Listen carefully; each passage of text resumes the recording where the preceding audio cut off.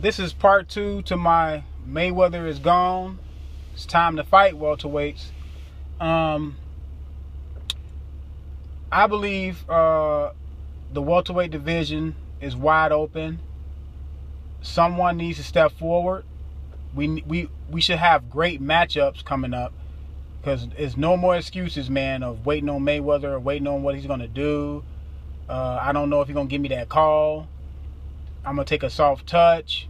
None of that. Hopefully Amir Khan has finally woke up out of his dream of Mayweather ever fighting him, and we can just have, I heard Kenny Porter say on a boxing podcast that he never had Sean Porter even thinking about fighting Mayweather or waiting around for Mayweather because, Mayweather, you don't know what he's going to do from time to time. So he never was in the mindset of Mayweather was going to ever fight Sean Porter.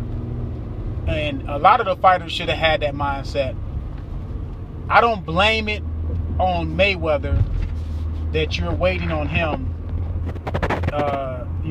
to fight. Because whatever he's going to do, he's going to do. You need to worry about your legacy. There's a lot of these fighters were trying to get in Mayweather's legacy. Amir Khan was one. He passed up on the first chance of fighting Dev Alexander. He could have been the IBF champion, and maybe he would have got a Mayweather fight if he would have won on and fought Devin Alexander the first time around. But no, he set out thinking Mayweather was going to pick him, and Mayweather ended up didn't pick him, and he looked crazy when Mayweather picked Marcus Maidana. And then that opened the door for Kell Brook to come from the UK to beat Sean Porter after Sean Porter beat Devin Alexander. Devin Alexander lost to Sean Porter, and Sean Porter was the new IBF champion. And then Kell Brook came down here from the UK, came to America like a G, and beat Sean Porter on US soil to win the IBF championship. And Amir Khan probably could have won that belt. And that's the effect of waiting on see what Mayweather was going to do instead of worry about his own legacy. Earl Spence is another talented welterweight I didn't mention.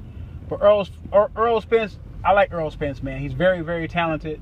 I don't think he's ready for. I don't think he should be elevated to having to get in a fight with Sean Porter or Amir Khan or Keith Thurman right now, because I still think he's in the I don't think he did enough work at welterweight. He needs a couple more fights, man.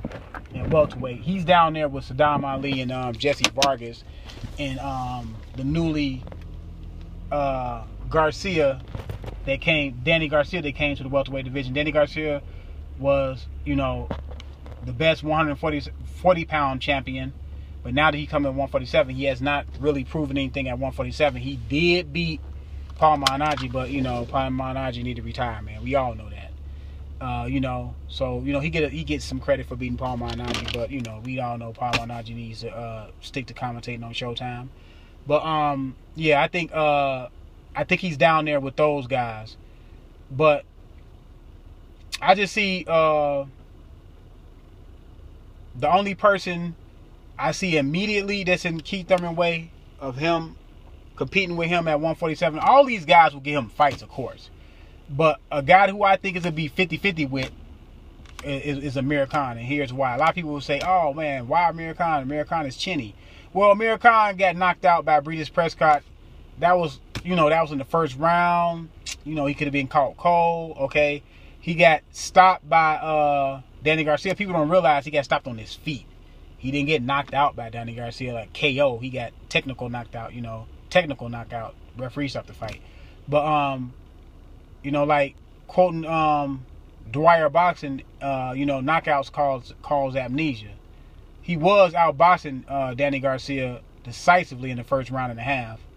Danny Garcia does have problems with guys, outboxing him. Look at the first Morales fight. When he fought in Puerto Rico, I forgot that guy named who he fought in Puerto Rico. He was getting outboxed in that fight. That was a really close fight. I had that guy beating Danny Garcia that night. So he had trouble with Lamont Peterson in spots. even though I had him beating Lamont Peterson. But I think the next time if Amir Khan fights him again, Amir Khan default Devin Alexander fights Danny Garcia or anybody in the welterweight division for that matter, he has a very good chance of beating. And I think Danny Garcia is a one-trick pony, which that one trick is great. He's a puncher. He's a left hooker. He's really not that great at boxing going backwards. And he doesn't use his jab enough for me to say that he can win a fight against Amir Khan if Amir Khan stays disciplined and don't jump in and out. You know, with Freddie Roach, him and Freddie Roach did have a lot of success.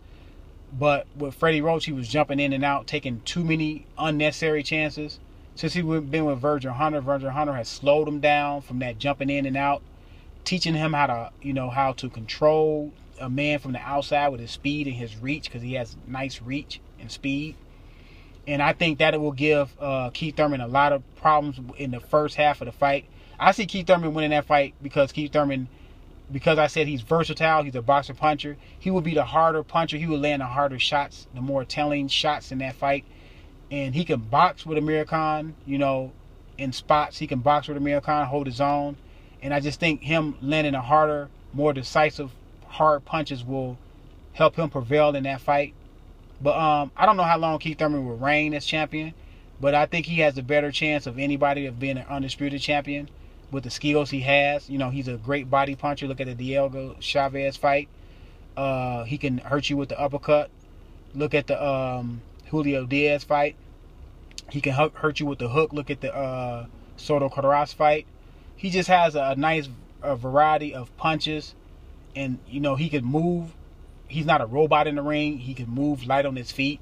Look at the Badu fight. When he fought him, he knocked him down early, but then he even switched southpaw in that fight. So he got some versatility, man.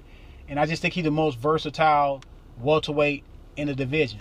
Him and Sean Porter may fight, by the end of this year. I hope that fight happens. He really needs, in a lot of people's eyes, a fight of that magnitude. So we'll see what happens. But now that Mayweather is gone, these guys got to fight, man, for some credibility. It's no more ducking and dodging and hiding behind dark corners. Guys got to fight, man. This is a competitive sport. I want to see guys compete. Let me know what you think.